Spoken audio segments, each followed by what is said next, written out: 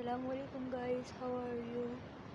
کیسے ہیں آپ سب؟ امید ہے سب خیریت سے ہوں گے۔ So today episode number 18۔ So now let's start.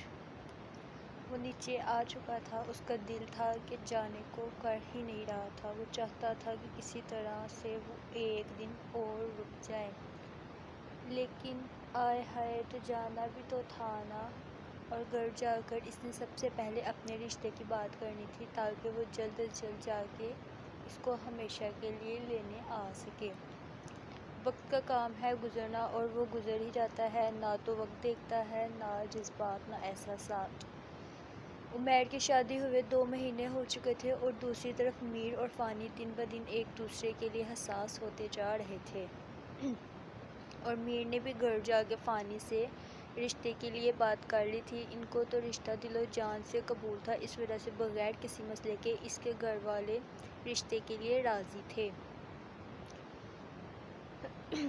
اور وہ دن بھی آ ہی گیا تھا جب فانی کے رشتے کے لیے المیر کی فیملی آئی تھی۔ وہ سب آ چکے تھے، جبکہ میر ساتھ نہیں آیا تھا۔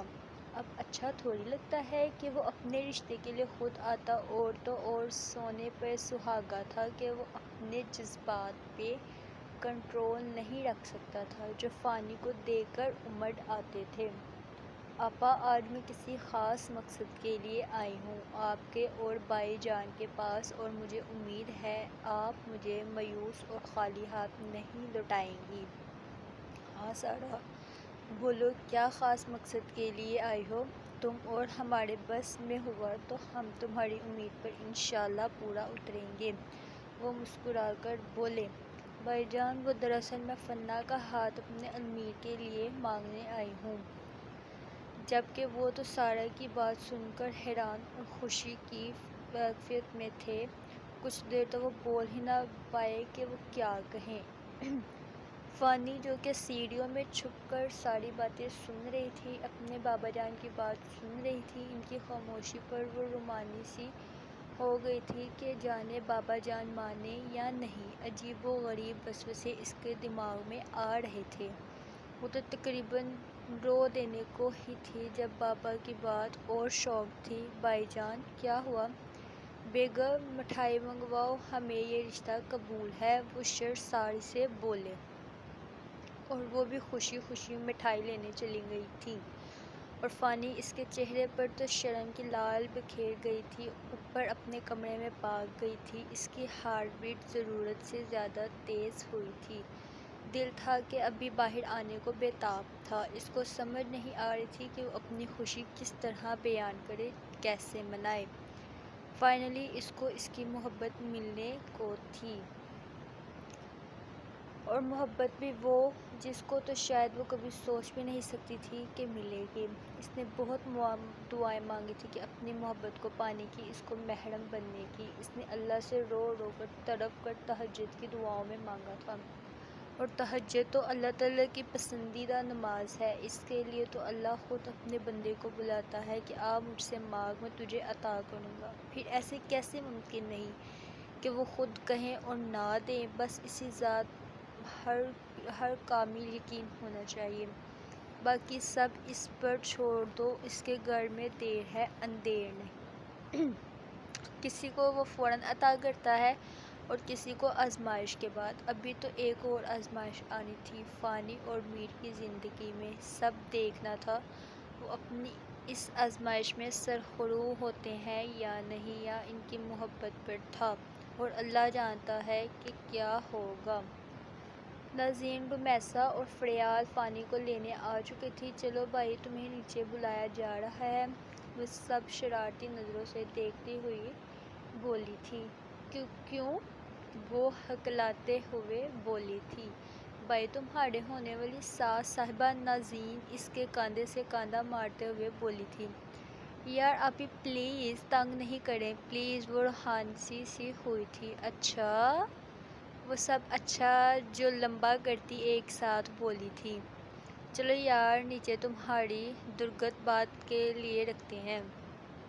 جبکہ وہ ایک بار روحانی سن سب پر ایک نظر ڈالتی ان کے ساتھ چل پڑی تھی۔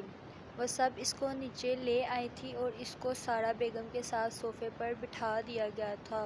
وہ اس کو پیار کرتی اپنے ساتھ لگا گئی تھی۔ وہ ان کے گرد حصار باندھ گئی تھی۔ خوش رہو میرا بچہ، اللہ تمہیں ڈھیروں خوشیاں دے اور تمہیں دونوں کو ایک ساتھ لمبی زندگی دے۔ وہ فنا جو دعائیں دیتی بولی، جبکہ وہ ان کی دعاؤں پر شرم سے نظریں جھکا گئی تھی۔ جب انہوں نے فانی پہ ہاتھ رکھ کر مڈل فنگر میں ڈائمنڈ رنگ پہنا دی تھی، آج سے آپ کے پاس میری بیٹی امانت ہے، اور بھائی جان میں منگنی کے چکر میں نہیں پڑنا چاہتی۔ میں چاہتی ہوں کہ منگنی کی جگہ میر اور فانی کی نکاح کر دیا جائے۔ آپ کا کیا خیال ہے؟ کم از کم ایک مضبوط رشتے میں بندھے ہوں گے، رخصتی آج چاہے 1 سال بعد کر دیجیے گا۔ وہ رٹے رٹائے طوطے کی طرح بول رہی تھی جبکہ فانی کو تو میر کی بات یاد آئی تھی۔ جانم، جب ماما تمہارا رشتہ لینے آئیں گے تمہارے لیے سرپرائز ہوگا جسے سن کر تم خوشی سے پاگل ہو جاؤ گی۔ اوہ، تو یہ تھا تمہارا سرپرائز؟ تمہیں تو میں بعد میں بتاتی ہوں بچوں۔ وہ دل ہی دل میں عید کرتی میر کی کلاس لینے کا سوچ چکی تھی۔ نہیں سارا، ہمیں کوئی مسئلہ نہیں، منگنی ہو یا نکاح، جیسے تمہاری خوشی، ڈیٹ دیکھ لیتے ہیں کب کرنا ہے۔ نکاح اور رخصتی فنا کی پڑھائی مکمل ہونے کے بعد ہی ہوگی۔ جی ٹھیک ہے، تو پھر نکاح ہم 1 مہینے بعد اس تاریخ پر رکھیں گے، تب تک ساری تیاریاں کر لیں گے۔ وہ بے حد خوشی سے بولی تھی، خوش ہوتی بھی کیوں نہ، آخر کو ان کے بیٹے کی پسند جو پوری ہو رہی تھی اس کی محبت ملنے جا رہی تھی، اس کی محبت محرم بننے جا رہی تھی، خوش ہونا بنتا تھا۔ اور یہ خوشخبری اب وہ گھر جا کر ہی میر کو دینا چاہتی تھی تاکہ وہ بھی میر کا خوشی سے لبریز چہرہ دیکھ سکیں۔ سو گائز، آج کی آپ کو کیسی لگی ایپیسوڈ؟ امید ہے بہت اچھی لگی ہوگی، کیونکہ ایپیسوڈ دن بہ دن بہت انٹرسٹنگ ہوتی جا رہی ہے۔ سو انشاءاللہ نیکسٹ ایپیسوڈ کے ساتھ ملتے ہیں۔ پلیز ہمارا چینل سبسکرائب اور لائک ضرور کر دیا کریں۔ اللہ حافظ۔